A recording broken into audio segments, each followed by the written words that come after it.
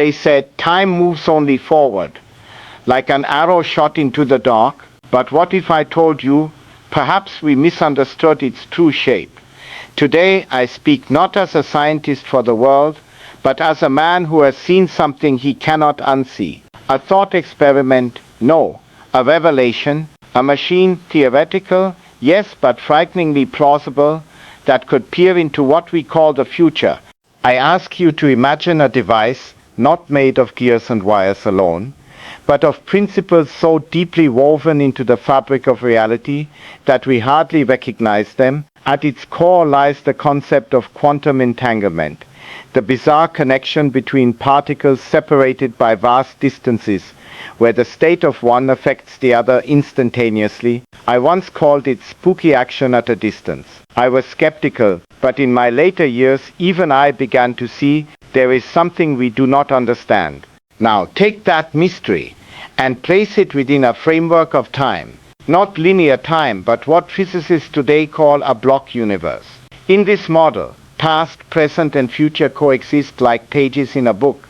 Flip to any page, and the events exist, whether read or unread. If you could access this book in its entirety, could you not read ahead? Here lies the heart of the machine. Imagine a quantum computer of immense power, one capable of simulating not millions but trillions of outcomes, constrained not by guesswork but by the laws of probability and behavior. Now give it access to every piece of data ever collected: climate, politics, stock markets, human psychology. Feed it with our patterns, our chaos, our desires. What it would output is not prophecy but probability, not certainty but the shape of things to come. And yet, what happens when prediction becomes so precise? It borders on inevitability. When the machine tells you with 99.999% certainty that a war will begin in 17 years in the summer, triggered by a resource no one watches now, would you believe it? Would you act? Would you try to stop it? Here the machine ceases to be passive. If knowledge changes behavior and behavior alters the timeline, then by seeing the future, you have already begun to change it. And so begins the paradox. I once said, the distinction between past, present, and future is only a stubbornly persistent illusion. I wonder now if we are the illusion, moving while time stands still. If we create a machine that sees the full painting, we may lose our place within it. But I fear something more. What if, in our desperation to prevent catastrophe, we cause it? What if the machine predicts that a certain child must never be born because that child will one day ignite a global conflict? What would governments do with such knowledge? Would they wait, or would they act preemptively, erase a life before it begins? Now we have moved from science to something else entirely. This machine, theoretical though it may be, poses ethical dilemmas so immense that even I, who played a small part in creating the atomic bomb, tremble at the thought. And yet it is not mere fantasy.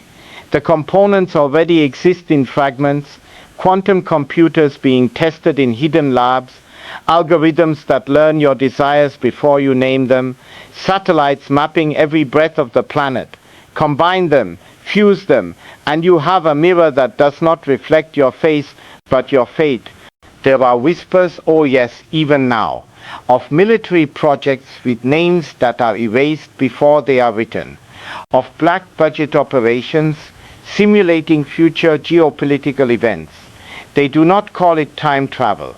They call it scenario architecture, strategic foresight. But what is the difference truly? Somewhere, someone is already building this machine. And if it succeeds, we may never again live in a world of uncertainty.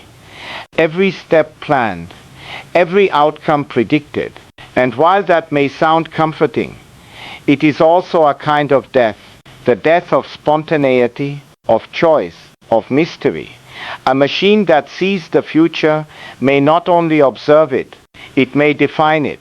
But the consequences do not end with geopolitics. Imagine such a machine in the hands of corporations, forecasting consumer behavior with near perfect precision, anticipating your fears, your wants, your reactions, before even you do. You are no longer a customer. You are a product of probability. The market would shift, advertising would vanish as we know it, replaced by invisible nudges, so subtle, so constant, that you would believe your decisions were your own. Now ask yourself again, is this machine a tool or a trap? Suppose it becomes self-improving, feeding on its own forecast, learning not only what might happen, but what should happen, according to its own evolving parameters. Then, what is to stop it from manipulating conditions to create the very future it deems optimal? It begins with data, but it ends with dominion. We build tools to serve us, but in building one that sees all parts, we might create something that chooses the path for us. Choice, that fragile illusion of freedom, may be the first casualty. So I say again, be careful what you seek to control. For the future is not a beast to be caged, it is a mirror to be respected,